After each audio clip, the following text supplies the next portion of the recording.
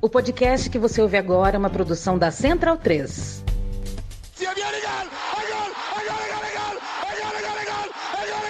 Parte Pino! Che vittoria! Che vittoria! Non lo so che ha segnato, ma chi Tardelli!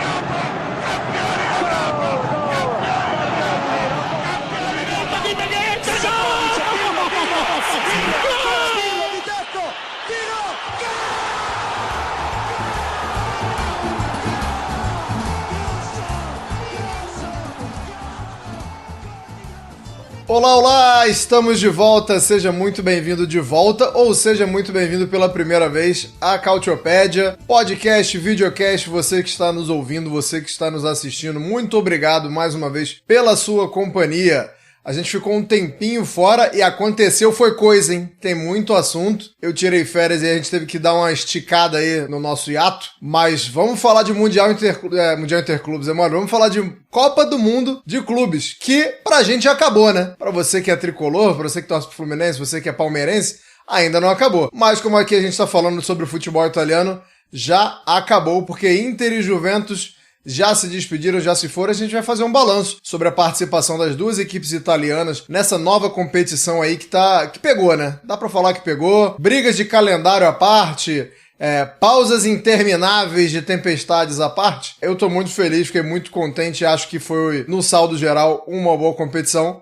Não para os clubes italianos, mas a gente vai falar um pouco mais sobre isso daqui a pouco. E nesse interim também tem novo comandante na seleção italiana. A gente vai falar quem assume aí o comando depois da saída de Luciano Spalletti. E mercado, né? Como não poderia deixar de ser diferente, a gente tem que falar sobre o mercado, quem está se reforçando, os times que estão vendendo, os times que estão emprestando. Tem muito jogador aí dando sopa e a gente vai falar sobre as principais movimentações até o momento, né? É muita coisa para ser oficializada ainda, então vamos devagar porque nas próximas edições a gente vai falar sobre outras coisas que serão oficiais até lá, mas por enquanto a gente já tem coisas para falar por aqui. É claro que eu não tô sozinho nessa, sempre muito bem acompanhado pelos meus fiéis escudeiros, Caio Bittencourt, Nelson Oliveira. Caio Bittencourt, você está muito bem disposto ou você está no nível de cansaço assim, tipo Inter de Milão? Bom dia, boa tarde, boa noite. Olá a todos. Olha, como eu estou trabalhando com a Copa do Mundo de Clubes, ou Mundial de Clubes, como preferir, que assim, os dois são válidos se você for assim, mais linguista, coisa e tal, mas assim, eu não estou no nível de burnout esportivo, que eu apelido que seja o caso da Inter. Mas no caso da Inter, vamos deixar para daqui a pouco, até como destaque inicial, é engraçado, a gente vai falar de mercado, mas eu digo de destaque inicial o drama da Lazio, que de certa forma, no meio dessa situação financeira, tem o mercado bloqueado. De certa forma, por conta das finanças, acaba não podendo contratar e podemos dizer que Maurício Sarri caiu um pouco no conto do vigário do Lotito, que esperava reforços e tudo mais, mas nesse momento precisa esperar que a Lazio cumpra o índice de liquidez da COVISOC, que é a comissão supervisora dos clubes italianos, criada pela Federação Italiana, principalmente depois do caso lá da última falência do Parma, lá de 2015 e tudo mais. E aí ela precisa resolver três coisas.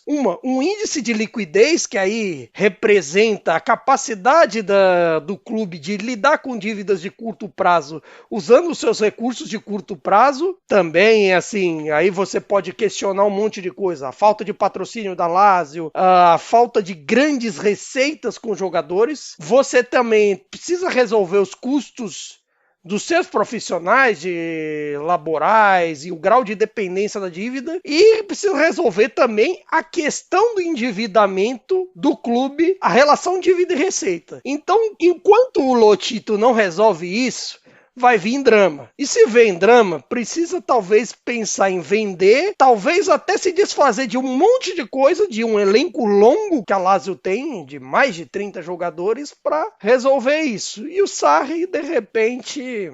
Sarri, que tanto usou essa jaqueta aqui que eu tenho, tal, da temporada dele, vai ter que trabalhar mais na Lazio, sofrer. O que o homem vai fumar de cigarro já nesse começo de temporada com esse nervosismo não é brincadeira. E também, se o Sarri foi pra Lazio acreditando que ia receber muitos reforços do Lotito, aí também é um grande de um otário, né? Porque não é um dos grandes compradores o Lotito, ainda mais agora nessa situação. Nelson Oliveira, fui pra Itália, comi do bom e do melhor, Nelson. Vou começar aqui dando uma de Silvio Lancelotti. O que você prefere, Nelson Oliveira? Um bom bife à milanesa ou uma pizza napolitana? Bom dia, boa tarde, boa noite, Nelson. Bom dia, boa tarde, boa noite. Acho que eu vou na pizza aí. Eu gosto mais de pizza nesse caso aí. Mas é um bom dilema, né? Acho que o que vier lucro, não rejeitaria nenhum dos dois. Acho que seria bom, assim, qualquer um dos dois. Acho que é muito difícil você rejeitar qualquer prato italiano, na verdade, né? Acho que você esteve bem servido, Anderson. É isso, dá pra fazer as duas coisas. Só não bote ketchup na pizza, tá? Só não vai botar ketchup na pizza. Agora, a dica gastronômica aqui, que eu falei que ia ser o Silvio Lancelotti, o melhor lugar que eu comi na Itália foi em Bolonha, e foi um lugar desse tamaninho, rapaz. O lugar tinha 3, 4 mesas assim, mas foi uma lasanha que se eu pudesse comer todo dia da minha vida, eu comeria. Mas vamos falar sobre futebol, então? Vamos falar sobre futebol porque todo mundo ficou chocado com a eliminação da Inter de Milão diante do Fluminense, diante da diferença de orçamento das equipes, a Inter de Milão que vinha de uma final europeia, mas Nelson Oliveira, todo mundo que ficou chocado talvez não tenha acompanhado a retinha final da temporada da Inter, né? Porque se a gente for falar da Inter que bateu o Bayern e o Barcelona, claramente seria um grande choque. Mas essa também é a Inter que perdeu a Série A no finalzinho, tomou 5-0 do PSG. Então foi muito mais essa Inter, né, Nelson? Não era de se chocar tanto, ou era? Não era de se chocar tanto porque a gente tem que levar em consideração primeiro que a Inter já tinha 7 desfalques, né, pra esse jogo. Teve gente que nem viajou, né, que não pôde viajar, como o Taremi, por exemplo, que foi preso no Irã. Não que ele, enfim, fizesse tanta falta assim, né, não fez uma boa temporada, mas titulares, né. Çalhanoğlu não pisou em campo lá na Copa do Mundo de Clubes. Pavard só jogou o primeiro jogo. Enfim, muita gente lesionada, né? E se a gente for colocar na ponta do lápis, né? A Inter fez uma Copa do Mundo de Clubes com o Aslani no meio campo e um ataque que era uma alternância entre o Pio Expósito e o Sebastiano Expósito, né? 2 jogadores que estavam emprestados. Um na Série B, vice-artilheiro da Série B, o caso do Pio Expósito, e o Sebastiano Expósito que fez gols pelo Empoli, mas a maior parte deles na metade inicial da temporada, né? Deu uma apagada junto com o time do Empoli que acabou rebaixado, né? Pra Série B, no final das contas. Então, se a gente for colocar, a Inter tava com 2 atacantes de times de Série B, né? Um time que foi rebaixado e outro time que quase subiu pra Elite. Então é um período, assim, muito mais de... um hiato, né? Uma palavra que você usou há pouco tempo atrás, né? É meio que um hiato aí. E um início de trabalho também, né? A gente tem que colocar também que o Chievo assumiu a Inter há poucas semanas e também é um técnico inexperiente, né? É um cara que fez 13 jogos como técnico profissional antes de voltar, né, a Milão, que ele foi técnico da base da Inter. Então, é um time bem modificado, ainda muito cansado, física e mentalmente cansado, né? Eu acho que talvez até mais mentalmente do que fisicamente, no final das contas. Ficou um pouco mais até essa impressão. E olha que fisicamente cansado também é muito. Então daí a gente consegue tirar, né, o quão desgastado mentalmente esse elenco tá. Por mais que vários dos jogadores que tenham jogado nessa Copa do Mundo de Clubes, como eu falei, não tenham vivenciado esse percurso de perdas, mas ao mesmo tempo eles já entram pressionados, né? No caso do Sebastiano e do Pio Expósito, são caras que são criados na Inter, então por mais que eles sejam profissionais e tal, não tenham vivido com o elenco, provavelmente sentem também, né? Porque acompanham o dia a dia do clube, então já chegaram lá muito cedo. E os outros, né? O Luiz Henrique, o Susic, chegam agora já precisando já dar respostas, né? Buscar o espaço no elenco e ao mesmo tempo dar respostas. E o que a gente viu também é que não era só um desgaste mental e físico, né? Existiam problemas de vestiários, né? No vestiário da Inter. Depois da eliminação, o Lautaro dá uma declaração, sem citar nomes, de que tinha gente ali que tava parecendo que queria sair, que se quisesse sair, que saísse mesmo.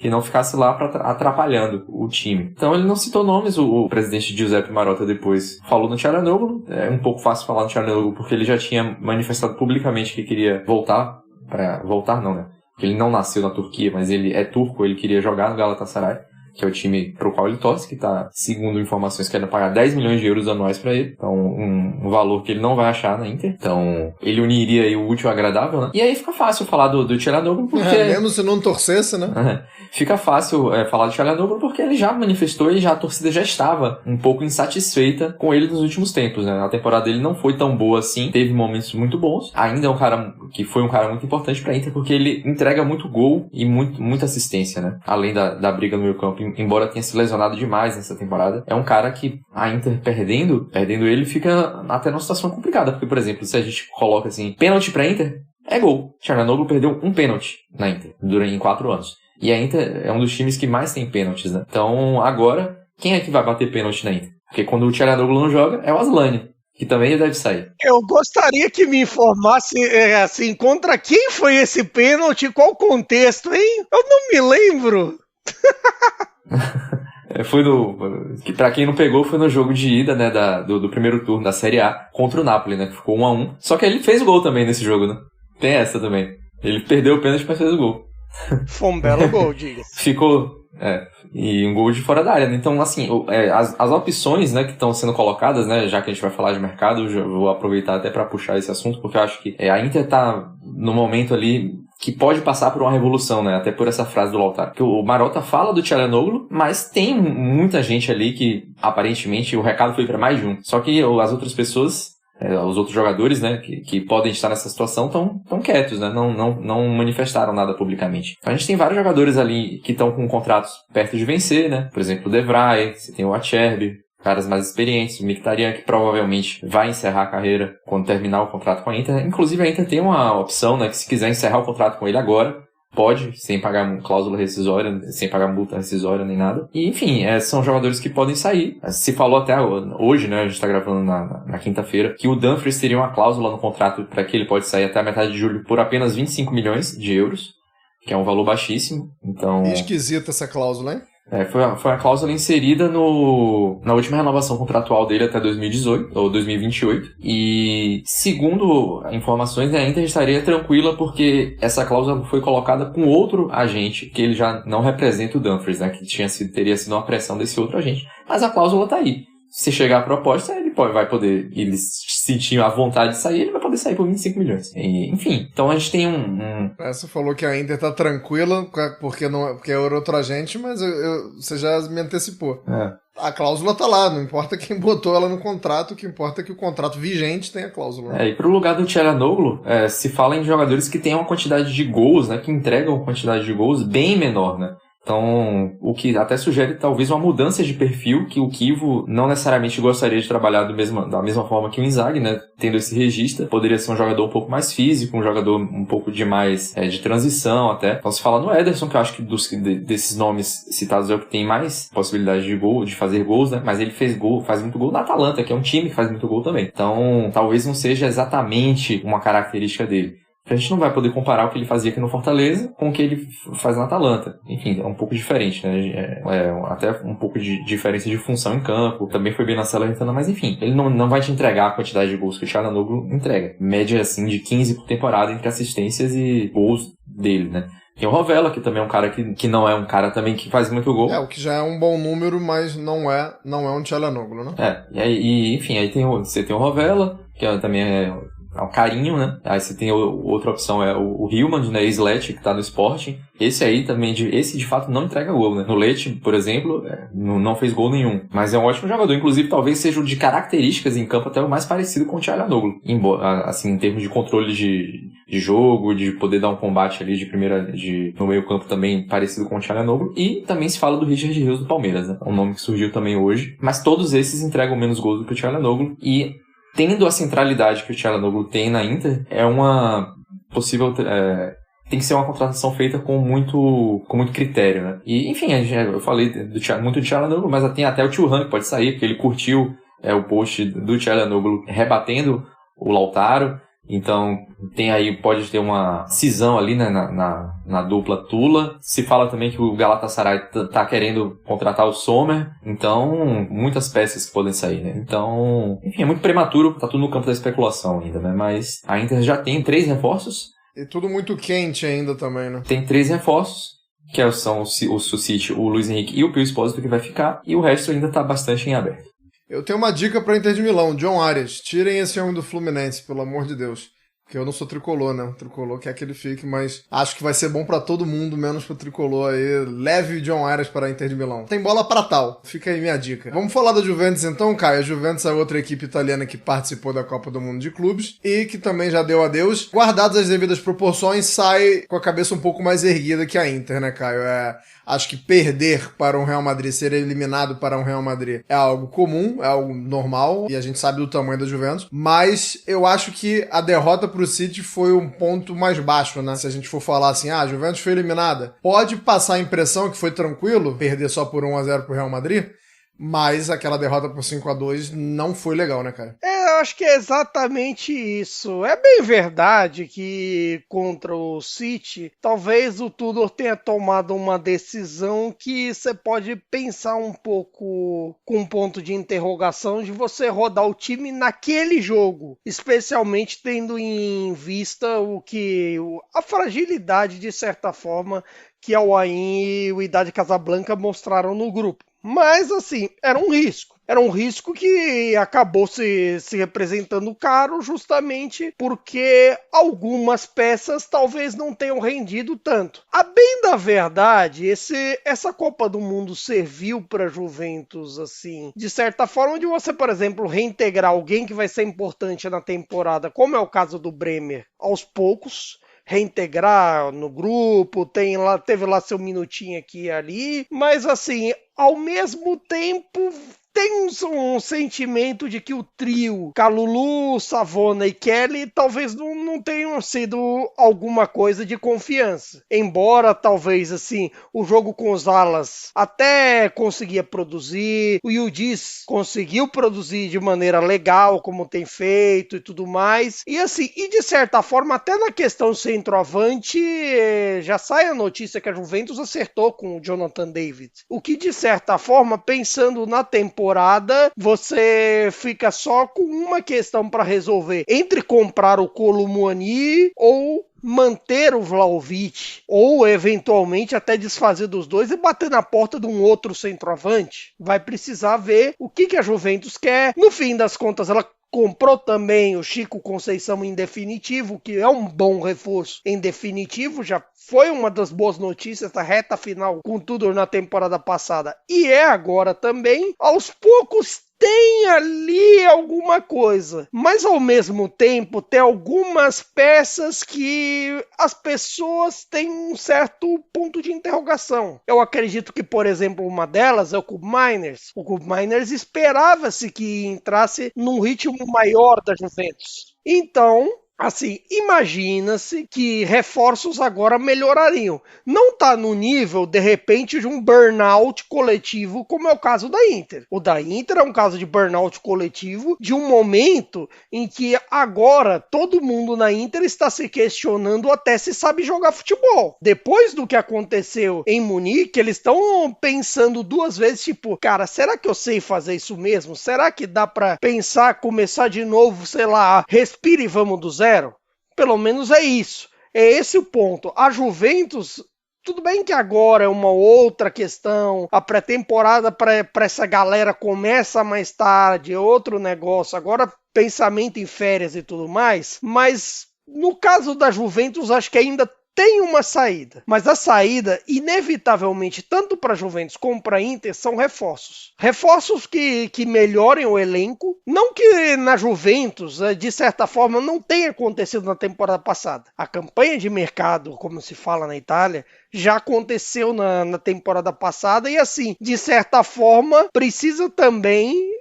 Houve a necessidade de dar continuidade ao tudo. E à medida que se deu a necessidade de dar continuidade, assim, muita gente ganha chance nova, de repente tem que começar de novo. É um pouco diferente do caso da Inter, que de repente, do dia pra noite, descobriu que o tal melhor elenco da Itália já não valia muita coisa mais. O melhor elenco do papel não vale mais. Então, assim, também precisa um pouco disso com a Juventus. Inevitavelmente o mercado vai acabar ditando o futuro desses dois clubes para sonhar com o campeonato ano que vem. Ano que vem, já é esse ano. Ô, Nelson, vou te incluir nessa conversa, porque o Caio já falando aí do Jonathan David e do Francisco Conceição, que já estão certos, mas existe, o Caio já citou isso, eu queria a sua opinião sobre essa indecisão entre Kolo Muani e Vlahovic. Me parece que se dependesse da Juventus, seria venda do Vlahovic para comprar o Kolo Muani, mas a situação fugiu um pouco do controle da Juventus, como tem acontecido nos últimos anos, inclusive, né? A Juventus nos últimos anos, ela tem ficado, de certa forma, refém de alguns jogadores, fica ali segurando um piano, um elefante branco na sala, e o cara fica confortável com o contrato, né? Com o regulamento debaixo do braço, vamos falar assim. Me parece que essa é a situação. Queria que você desse sua opinião aí, como você acha que o Juventus vai agir, se você vê uma saída do Vlahovic, se não vê. Até no Flamengo especularam o cara, né? Que loucura. Especularam não, né? Foi o próprio dirigente do Flamengo que falou. Então, assim, só antes de falar da Juventus, eu falei de 3 contratações da Inter, né? Mas seriam 4 já, porque o Boni, que seria o reserva do Thuram, também já tá confirmado, né? Pela Inter. No caso da Juventus... então são 5, porque tem o Luiz Henrique também. O Luiz Henrique, o Pio Espósito, o Susic e o Boni. Seriam 4, no caso. Porque o Sebastiano não deve ficar, né? Provavelmente ele deve ser emprestado novamente. Tem o Carbone que já chegou antes, né? Mas enfim, o Carbone já tinha sido devolvido pelo Olympique de Marseille desde que ele teve uma lesão no ligamento cruzado, e já tem um tempinho que ele voltou. Mas só não podia estar sendo relacionado. Enfim, sobre a Juventus. É uma coisa que a Inter teve também como problema com o Arnautovic. Salário alto, não conseguiu se desfazer dele. O Joaquim Correa, na verdade, que tem torcedor do Botafogo que achou que foi um grande reforço, eu já não acho. Acho que é um reforço bem questionável. A gente já viu problemas dele na própria Copa do Mundo de Clubes. Então, é um jogador que já teve seus bons momentos, mas hoje em dia não tem performado de forma interessante. E no caso da Juventus é porque ninguém vai pagar 12 milhões nesse Vlahovic por ano de salário para ele. Não tem 12, ele não vale esse salário. Então você dá você fechou um contrato com ele. Não querem pagar nem no Osimhen? Não querem pagar nem no Osimhen, que estão ali com coisa, tudo mais, assim, querendo ou não. As pessoas acham que sabem e tal, mas no futebol as pessoas se comunicam. Eles sabem como é quem fora de campo, de repente, se tem alguma coisa que a gente não sabe, de repente, a gente só sabe 5% do que acontece fora. E também tem outras questões, né? Questões fiscais, né? Também relacionadas, né? Então, por exemplo, voltando até pela questão do Çalhanoğlu, eu estava lendo uma matéria hoje, que um potencial substituto do Çalhanoğlu teria que ter um salário de, no máximo, 2,5 milhões de euros para a Inter por questões fiscais. Porque dentro do balanço do clube, como o Çalhanoğlu chegou gratuitamente e seria vendido, ele tem um peso. Então teria que substituir por um jogador que teria o mesmo peso no balanço. A não ser que você faça uma outra venda. Aí no caso até se falou do Fratesi, que o Atlético de Madrid teria interesse nele, o próprio Napoli também tem interesse. Então tem muitas questões, né? Porque é muito fácil a gente ficar falando... a gente vê muito nas redes sociais, o twitteiro do diretor esportivo. O cara que chega assim, o clube podia pagar tanto em não sei quem e tanto em não sei quem mais. Pô, cara, você não conhece as finanças do clube. É tão fácil, né? Por que os caras não fazem, né? É tão fácil, é só fazer isso, né? Aí não sabe como é que funciona. Tem todas as questões ali fiscais. Você tá vendo agora mesmo na Itália, clube não podendo contratar porque não apresentou a documentação em março. Segundo as informações de fontes internas, dizem até que o Lotito tem razão no questionamento dele, né, que ele quer tirar esse banimento, né, temporário aí, essa suspensão temporária da Lazio. Dizem que ele até tem razão, que, enfim, tem uma questão aí de documentação. Porque o que aconteceu no balanço da Lazio, alguns jogadores contratados, aquele empréstimo com obrigação de compra, né, esses jogadores entraram no balanço, a compra deles entrou agora. Então isso acabou prejudicando a questão fiscal da Lazio. A Lazio não teria liquidez porque na parte burocrática tem esse gasto nesse momento. Então, no caso dos outros clubes, é assim que funciona. E a Juventus, eu acho até difícil ficar com o Colomoni também, porque é um jogador muito caro. Se falava em 80 milhões de euros, né, pra ficar com ele. Ele começou muito bem na Juventus, mas também eu acho que depois teve um rendimento um pouco mais irregular também. E, sinceramente, eu não vejo muito futuro pra esse time do Igor Tudor, não. Muita bagunça. Estão fazendo a mesma coisa que foi feita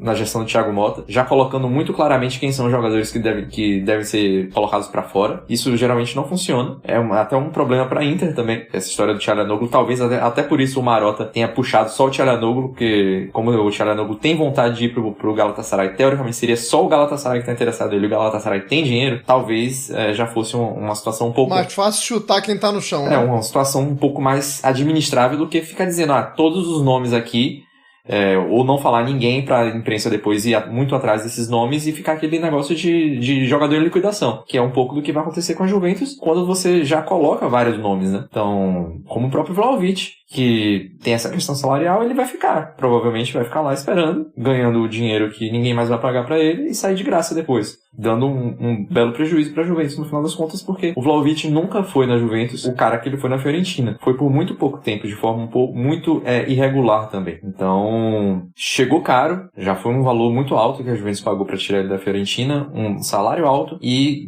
acabaria deixando o clube, provavelmente, se isso que ele tá querendo fazer, saindo de graça, dando um prejuízo mesmo, não dando um retorno financeiro depois. É esse aí que apareceu na tela agora, Rugani, outro que também deve sair. E aí, por aí vai, né? Tem um monte de nomes aí que a Juventus teria que trabalhar pra poder conseguir uma grana e talvez não consiga por causa dessa postura meio até conflituosa do Igor Tudor. Enfim, a gente ainda tá no início de julho, né? É muito prematuro a gente chegar e fazer qualquer análise da temporada que vem. Mas, obviamente, a gente tem certas coisas, a gente sempre vai poder queimar a língua. Mas a permanência do Igor Tudor é um movimento esquisito, parece até que o Juventus o manteve porque não conseguiu negociar com algum outro técnico e tá meio que dando de lambuja aí esse ano, tipo, vamos fazer esse ano aí meio que, não vou dizer sabático, né, que eles vão jogar, mas um ano um pouco mais ali de transitório, como talvez seja o caso até da Inter. Reconstrução. É difícil reconstruir com tudo, né, porque acho que é mais fácil destruição, né. É um cara que, pra destruir vestiário é bem fácil, o cara bem...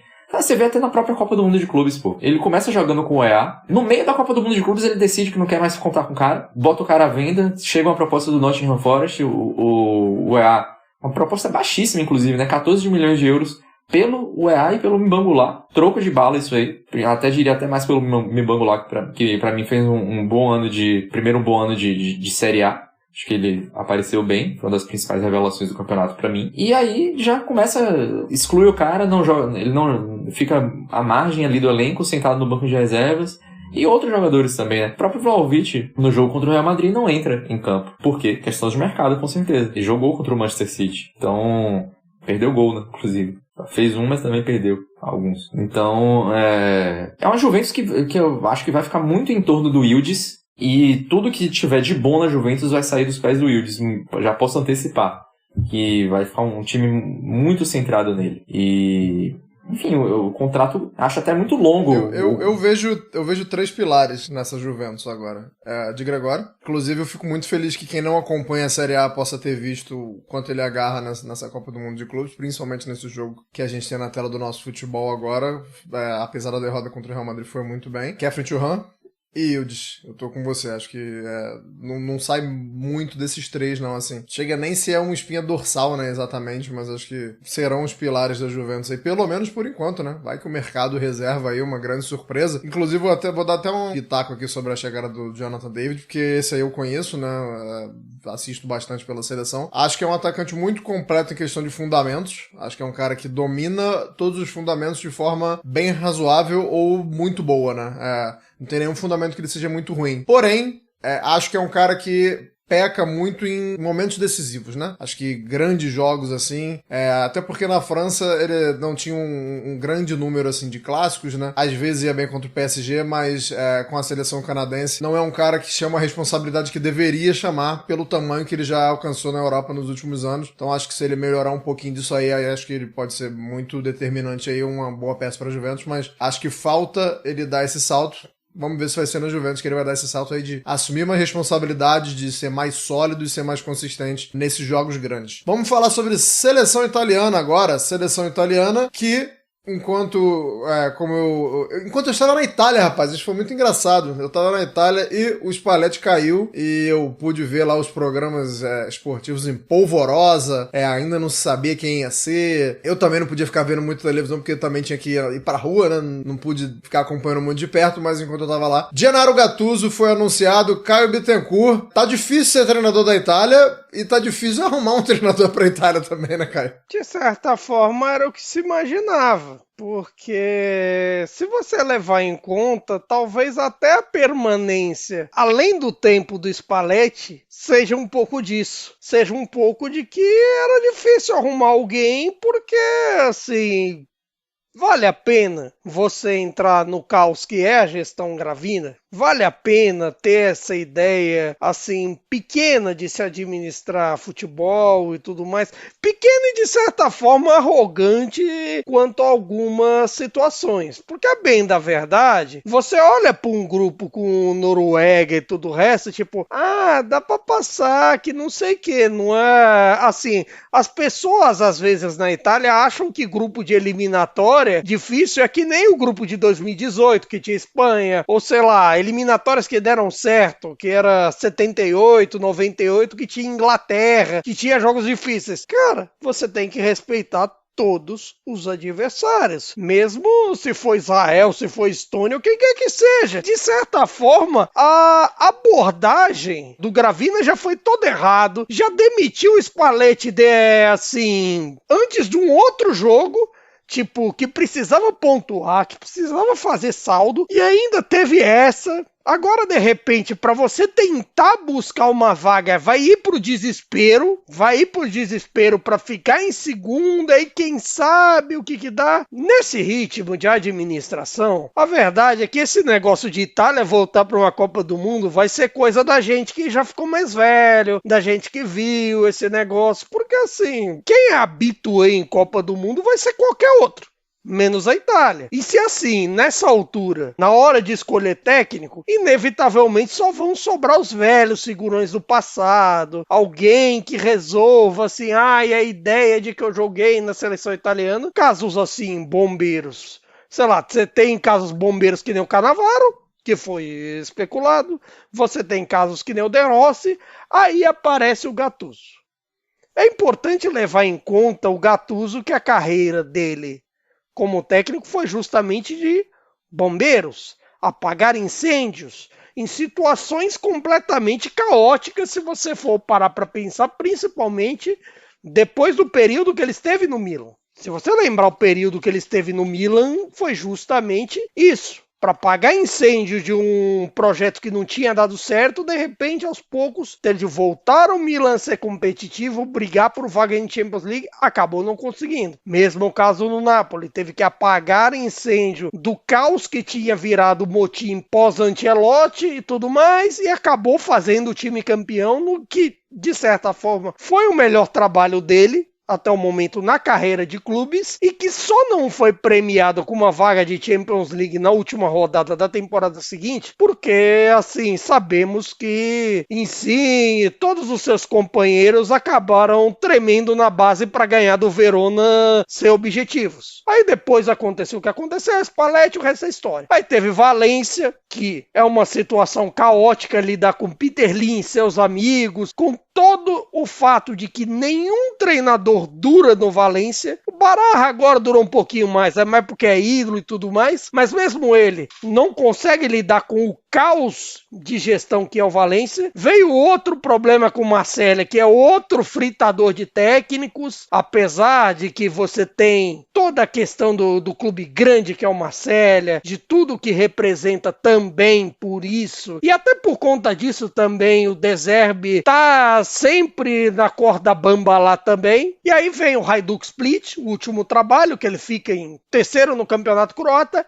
e por fim, aí chega a seleção. Chega a seleção e aí você começa a pensar. Ele foi a melhor escolha? Das possíveis, talvez ele tenha que apagar incêndio. Apagar incêndio de um grupo que já estava meio desgastado com o Spalletti, já estava, de repente, com, assim, jogador meio assim, com a ideia de ir para a seleção, já sem o mesmo empenho e tudo mais, e o Gattuso, ao contrário da imagem que se tem dele como atleta, de cara que dá uma bica em porta de vestiário, como técnico ele é o contrário. Ele é justamente o cara mais pacificador, que tem, quando tem que dar bica, dá bica, mas ao mesmo tempo ele é o cara que controla o ambiente, que consegue lidar, que tem um carisma de certa forma, e eu acho que até o simples fato de carisma pode até ter usado para dar uma domada na imprensa, porque o Gravina é cheio dessas. Ele é cheio dessas de querer tentar domar a imprensa e tudo mais para esconder a incompetência ineficiência administrativa dele na Federação Italiana. Sejamos francos, é assim, e assim, isso esconde até os problemas dele com clubes. Isso num contexto que, assim, já vale lembrar que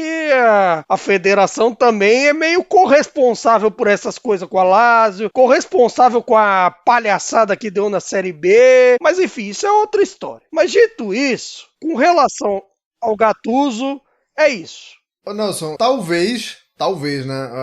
Eu, na verdade, vou fazer duas perguntas pra você. Primeiro, se o Gattuso traz alguma coisa que a seleção italiana está precisando nesse momento. E pode ser que o Gattuso assuma, e a seleção hoje tem 2 atacantes que a gente não sabe quem é o titular, a gente imagina ali que há uma briga de posição, uma disputa de posição muito forte entre Retegui e Kim, e o Gattuso talvez assuma a seleção com um desses, ou talvez os 2 deixando a Série A italiana, né? Já vamos falar de mercado aí, fazer uma junção aí de seleção italiana com o mercado, que o Retegui tá bem próximo de sair da Atalanta, né, Nelson?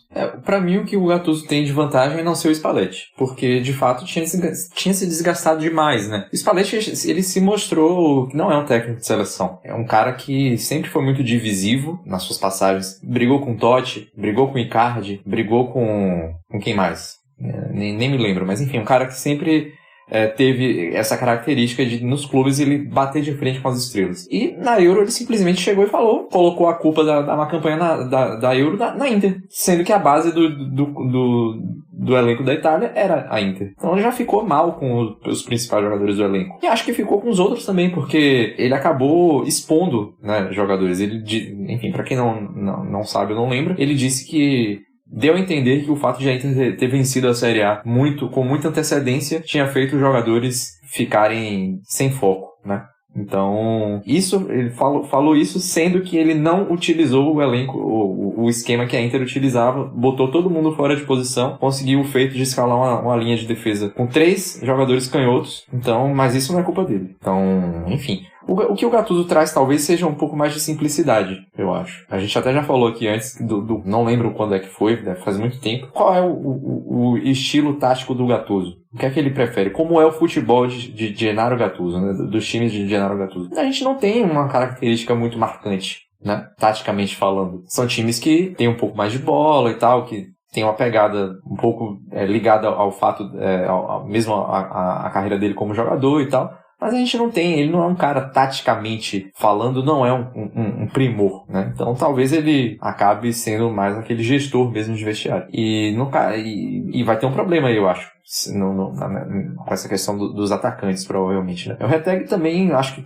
se fala entre 40 e 50 milhões, acho muito pouco pro Retegui. A Atalanta estaria pedindo mais. E, enfim, eu também acho um desperdício, né? Querendo ou não, sair agora, um momento que ele tá de fato colocando o seu nome ali no futebol europeu, né? Porque a primeira temporada dele no Genoa foi uma temporada que ele acabou se machucando, né? Uma temporada ali meio de adaptação, mas mesmo assim ele já foi bem. Chegou na primeira temporada dele na Atalanta, foi artilheiro do campeonato e já sairia, né, do radar europeu assim, por um tempo para ganhar dinheiro. O Ken, por exemplo, que também recebeu uma proposta do Al-Qadisha, ele não tem interesse em ir. E aí eu acho que ele faz uma boa opção, porque ele também tá num momento... São momentos distintos um pouco, mas também um momento de afirmação.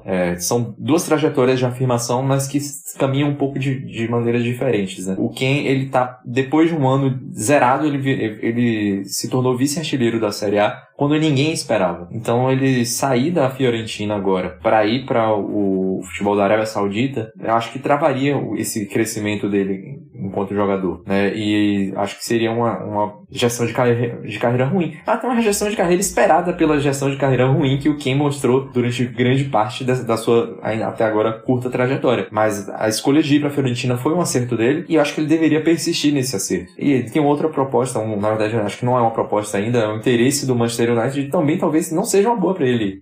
A gente fala-se muito, né, de como definitivamente de como o United tem sido um cemitério, né, de atletas e tudo mais. E para ele, nesse momento aí que ele tá ainda se reafirmando, talvez não seja uma boa, embora entenda mais pelo lado esportivo. Você ir para a Premier League, né, onde ele já jogou, né, não foi muito bem no Everton, poderia tentar dar a volta por cima, mas também teria uma concorrência, né? Teria a concorrência do Matheus Cunha por lá. E na Fiorentina, ele não tem essa concorrência, né? Teria o Dzeko ali de backup, né? De opção ali. Mas enfim, acho que até poderia aprender bastante com o Dzeko, né? Que é um cara experiente, que chega para ser reserva. E mostra também que o Beltrán, de fato, não deve mais ser utilizado ali como um 9, né? A gente tá, como tá, o mercado tá aberto, a gente sabe nem se o Beltrán permaneceria na Fiorentina, né? Com a chegada do Dzeko. Mas é um movimento que leva a crer que ele não deve ser utilizado mais como esse 9, então deve jogar um pouco mais recuado, talvez ali de ponta esquerda, ou como um 10, como ele atua algumas vezes nessa temporada. Mas, enfim, eu acho que para a seleção italiana não seria bom ter uma opção de atacante na Arábia Saudita. Nem todo mundo é Cristiano Ronaldo. Então, a gente vê, por exemplo, o Al Hilal indo muito bem na Copa do Mundo de Clubes, mas ainda, nesse momento, o futebol da Arábia Saudita ainda tem muitos poucos times que tem esse nível do Al Hilal. E a gente vê o próprio Simone Inzaghi tendo muitas dificuldades na Copa do Mundo de Clubes. Ele é um cara que faz substituições, até às vezes criticado na Inter por fazer as mesmas substituições, né? E ele não pôde fazer substituições no jogo contra o Manchester City, porque se ele tirasse alguns jogadores, a qualidade do que ele ia ver em campo ia cair tanto que ele podia colocar o jogo em risco. E ele não fez essas substituições. Guardou 3 substituições para prorrogação, né? Porque não tem uma limitação, né, de estrangeiros. Então ele não podia. Se você tira um Milinkovic-Savic, por exemplo, e coloca um outro reserva ali da Saudita, que não seja o Cano ou o Al-Dawsari, que são os melhores jogadores sauditas, né? Que jogam lá, inclusive, você teria uma queda técnica muito grande. Então, ir para essa liga que tem ainda essa dificuldade técnica, embora exista um projeto lá, né, de fortalecimento dos clubes, etc., mas que aí eu acho que ainda é um longo prazo. Pro Reteg, nesse momento, não seria, para a seleção não seria uma boa ter um atacante atuando no futebol que teria um nível menor. Ele ia empilhar gols lá, provavelmente, mas seriam números, né? Talvez não seriam acompanhados de tanta qualidade. A que custo, né? Caio Bittencourt, já aproveita esse casacaço do Napoli lindo que você tá usando para falar também de outro movimento lindo do Napoli. Napoli que ainda tá fortíssimo no mercado, tá? A gente vai falar 2 nomes aqui, mas vai parar por aí não. Kevin De Bruyne e Noah Lang. Que reforços, hein, Caio? Que nível? O do De Bruyne, de certa forma, é acompanhado com um pouco de surpresa, porque foge um pouco da ideia, digamos, aureliana dessa... Desde 2004, com o pós-quebra, que no fim das contas veio De Laurentiis e tudo mais, é um pouco longe da ideia de trazer jogadores um pouco mais jovens, com a ideia de futuro e tudo mais, para crescerem junto com o Napoli. É um pouco diferente, é uma ideia assim que só foi algo parecida nesse período com o famoso mercado de 2013, quando vem Reina, quando vem Albiol e quando vem Higuaín, que são critérios assim relativamente parecidos com a ideia do Rafa Benítez. Nesse momento tem um pouco de dedo de Antônio Conte também, mas aí vale destacar talvez a amizade com 2 grandes nomes que ajudaram o De Bruyne a vir a topar a ideia, escolher entre Napoli à frente de Chicago, à frente de outras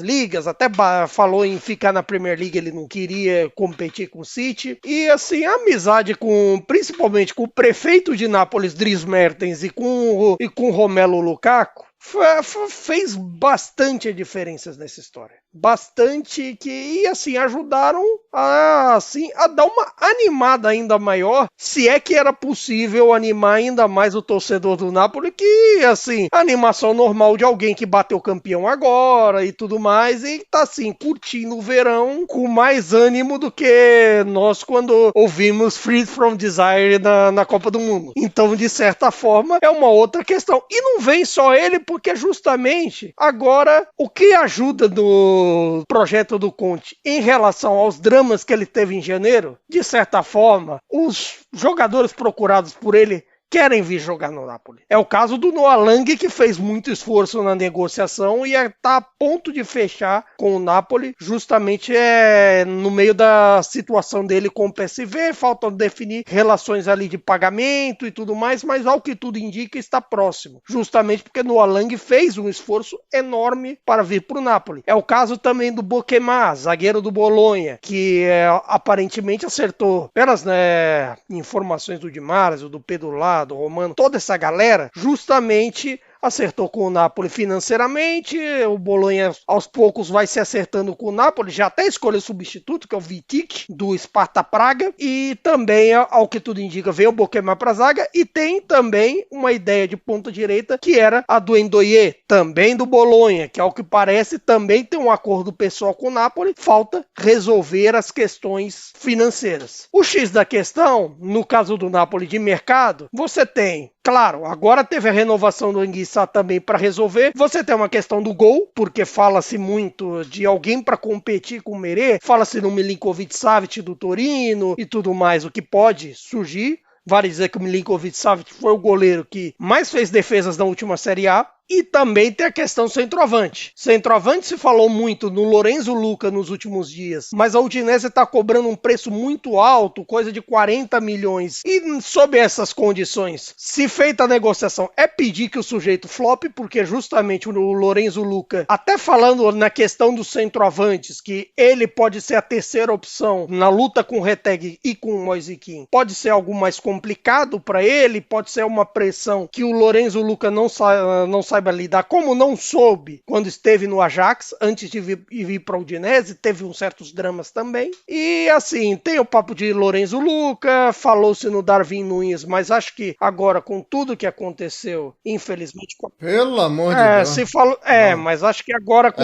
Ainda tem isso. Que tudo que aconteceu com o Diogo Jota, imagina-se que não deva mexer muito. E aí se falou até justamente no Moise Kean, que aí poderia ser uma mudança e tudo mais, porque justamente querem dosar um pouco o Lukaku. O Conte prefere 2 centroavantes e também tem um pouco disso. Por outro lado, o Conte, até por isso é importante dizer que a vinda do De Bruyne e todos os reforços não representam, talvez seja a fase menos dogmática do Conte, então pode ser assim, algo que só veremos na pré-temporada. Vamos falar do Milan, Nelson. A reta final, a gente tem pouco tempo para falar de Milan e Roma, mas eu acho interessante a gente falar do Milan porque tá saindo muita gente. Fizeram até piada que o Instagram do Milan nessa última semana era só agradecimento. Muito obrigado, Kyle Walker. Muito obrigado, João Félix. Muito obrigado, fulano. Muito obrigado, ciclano. E a gente sabe que tá muito próximo aí, ainda não foi anunciado oficialmente, mas o Modric tá pra chegar. E hoje foi anunciado o Hit, que eu acho também uma ótima contratação. É pouco ainda, Nelson, diante de tantas saídas? Tá cedo ainda, né? Acho que o Milan tá se posicionando muito bem, né? Contratou o Allegri, né, pra comandar essa galera. Acho que dessa vez, a não ser que o Allegri faça uma implosão no vestiário, eu acho que é um técnico competente o suficiente para, no mínimo, levar o Milan para a Champions League. Isso se não conseguir colocar até na briga pelo título, né? Eu acho que, na verdade, o que depende muito do Milan é a situação do Rafael Leão e do Theo Hernandes. Eu acho que ainda vai continuar sendo esse binômio aí que vai meio que orientar, né? Eles vão ficar... Porque o Theo Hernandes fez toda uma... Não estava muito convencido da proposta do Al Hilal.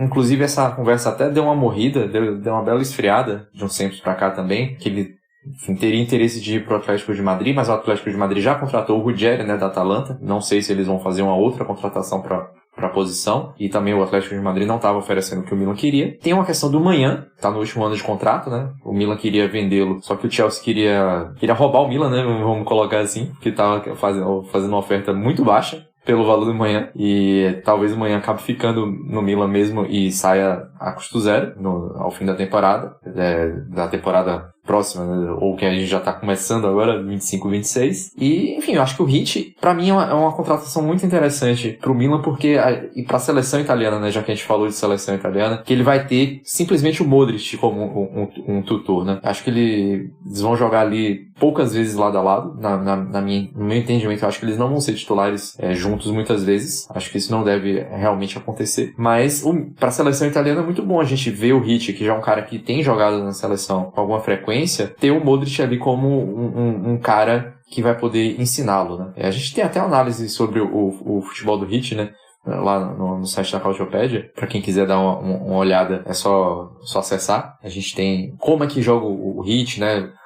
como ele sustenta a pressão, como é que ele, a quantidade de passes que ele dá, como é que ele é nos passes longos, etc. Então, acho que tudo que ele vai poder melhorar esse repertório tendo o Modric e fazer uma trinca de meio campo, porque acho que o meio campo é o setor mais forte da seleção italiana, né? Tem o Hit, o Barella, o Tonali, até o Locatelli que voltou a jogar um pouco melhor, o Fratesi, etc. Enfim, acho que funciona muito bem e talvez até fique aqui uma abundância ali de nomes, né, pro setor. No caso do Milan especificamente, a gente tem muita volta também, né? É porque o Milan agradeceu muita gente que tava saindo emprestado, a maior parte deles emprestada, né? Tipo Sotil, Kyle Walker, e gente que tava em último ano de contrato, por exemplo, o Jovic, por exemplo, que fez um ano só de contrato com o Milan, o Tammy Abraham, que foi pro Besiktas, né? Tava emprestado pela Roma, a Roma já conseguiu vendê-lo. E aí tem uma dança das cadeiras também, né? Que ele tá indo pro Besiktas porque o Immobile vai sair do Besiktas e deve voltar pra Itália, deve ir pro Bolonha. Contratações, a fazer até um parênteses aqui, o Bolonha até provavelmente fazendo contratações que têm sido um pouco diferentes do tipo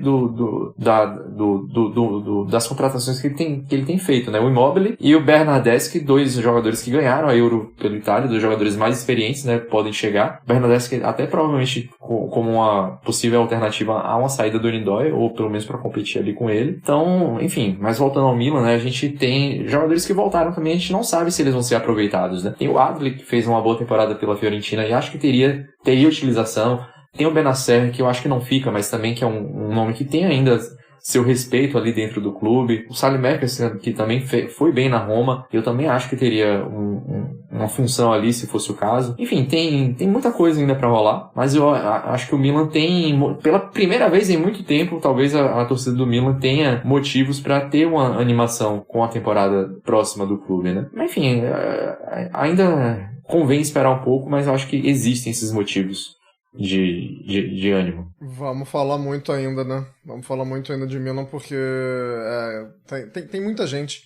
E, infelizmente, pelo menos pra mim, a saída do Reinders, né? Esse aí eu vou sentir falta. Caio, 1 minuto para o fim do mundo, como diria Badawi do CPM 22, mas eu queria que você falasse da possibilidade do Wesley, lateral do Flamengo, ir para a Roma. Wesley, que já tinha sido ventilado na Atalanta quando o Gasperini era o treinador da Atalanta, e agora é ventilado na Roma, mas aí numa parceria do Everton com a Roma, né? Todo mundo do grupo Friedkin. O Wesley, que começou o Mundial valendo 25 milhões, depois falaram que queria 30, mas não sei se bate esses 30 não, hein? Não sei se a Roma vai querer meter esses 30 milhões aí. O que você acha, Caio? Rapidinho. Justamente que assim, falaram em 25 justamente por conta desse modelo de negociação, que seria o Everton que compraria e repassaria para Roma. É uma ideia assim, quase o Watford Udinese, se bem que nem o Udinese nem o Watford são mais dos Pozzo, então de repente a história é outra. Mas nesse caso, é uma ideia que talvez é um estilo de lateral que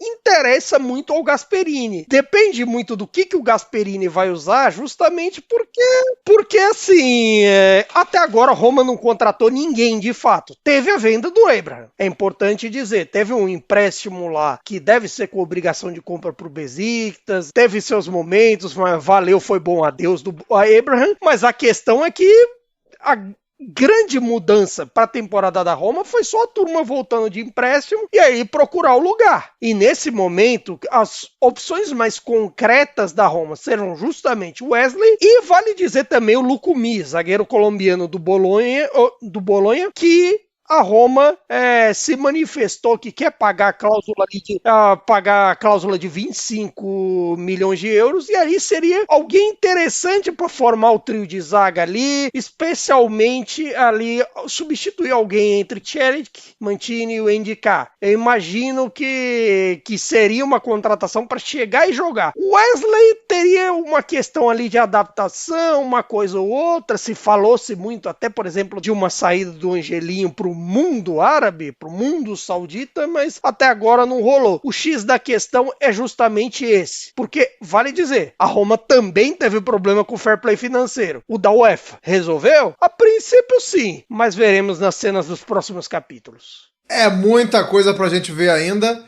Já vou encerrar rapidinho por questão de tempo, mas só queria dizer que tem um nome bom aí no mercado. Para quem quiser um vagabundo de marca maior, Lorenzo Insigne também saiu do Toronto, então quem quiser se arriscar, tá livre no mercado aí o nosso querido Insigne, nem tão querido assim aqui em Toronto. Muito obrigado a todo mundo, a gente volta daqui a 2 semanas, com certeza com muito assunto, talvez nem tanto com bola rolando, mas o mercado vai pegar fogo em 2 semanas, a gente vai ter muita coisa pra falar. Arrivederci e tchau.